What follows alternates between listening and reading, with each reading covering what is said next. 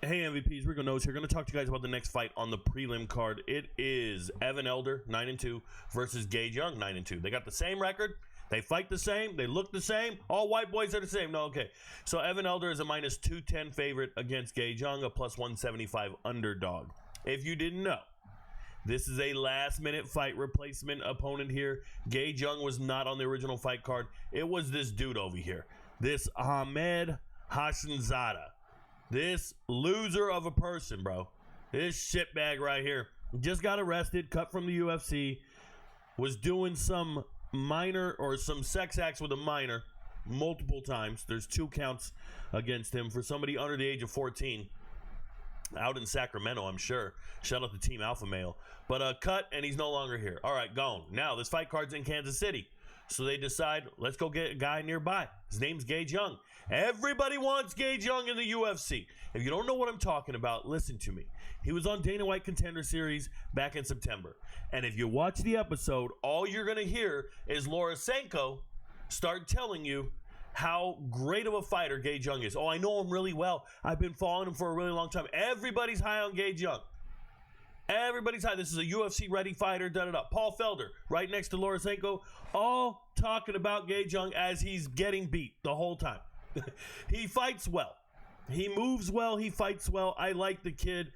Couple things stuck out to me. Number one, I think he's dumb. I think he's dumb. Low IQ, ignorant, dumb. He was a football player, was supposed to play college football, didn't work out, never got a scholarship.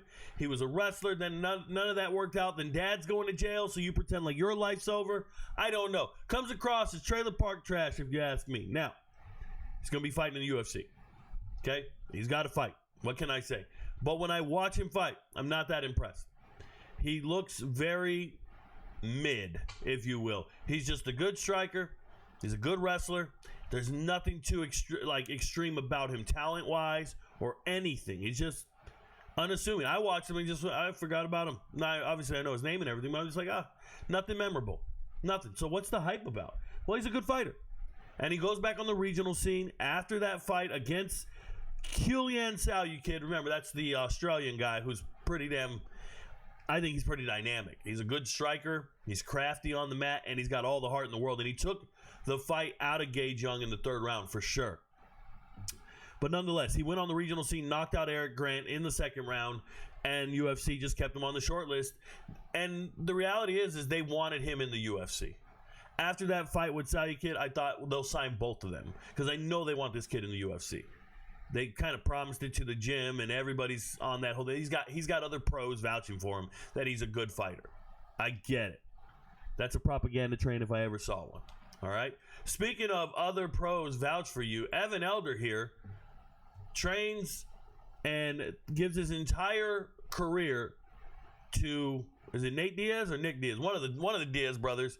He says that he was out there trying to make his dreams come true to become a fighter, and he dented his rim on his car. He was trying to go to In-N-Out or something. And after that, he took the car in for repairs. They said it was $500.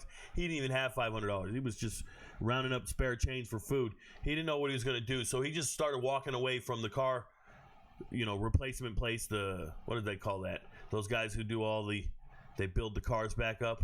Auto repair mechanics. I don't know. Anyway, so he's walking away from there on foot, and pulls up a tinted out SUV, one of these Tahoes with tinted windows, all black, and it's Nate Diaz. And he says, hey, man, don't you train at the gym where I'm at? You should come to our jiu-jitsu class tonight and meet our head coach and all this stuff. And then the rest is history. He became a fighter. So Evan Elder, the phenom. Evan Elder fights just like Gage Young. Nothing too special, but at least Evan Elder's in shape.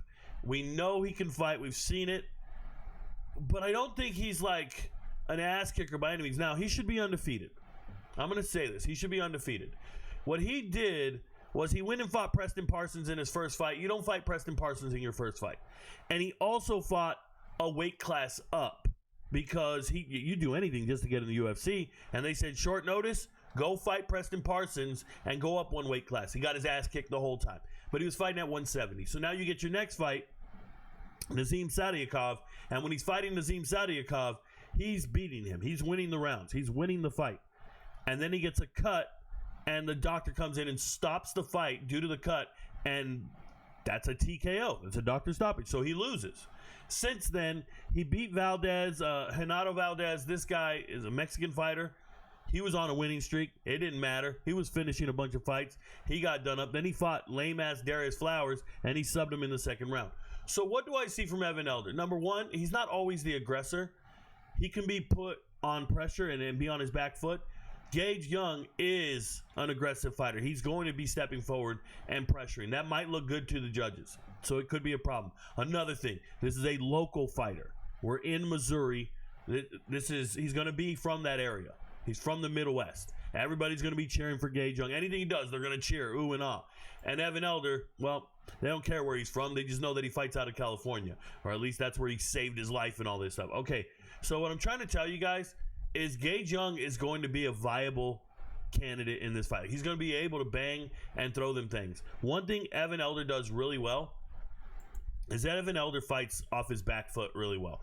When he's backing up to the cage, he will step on his power leg, his rear leg, and he will step back and throw a counter cross. It's mean. He throws counter strikes. You like that as long as they land. I think Evan Elder's got that dog in him. I understand everybody's on Evan Elder. I'm going to be on Evan Elder because it's a 4-day notice fight, because I know Evan Elder's a UFC caliber fighter, and I don't know if Gage Young is. I just want you to know that Gage Young is not a punk, okay? He's not. And I've made this a lock for Evan Elder because I have no other way of saying this. Like, if you can't win a fight on 4 days notice, if you can't win a fight against somebody who only has 4 days notice, then you're not, then we can't put our money on you. But for right now, I'll put it a lock. I wouldn't parlay this, though. I would two-leg parlay it at max. Two-leg parlay at max. And the only reason it's really a lock is because it's the only fight on the fight card that's right around that 215 range, which is two-leg parlayable to get to plus 100. That's why I put it here as a lock. But this is more of a lean.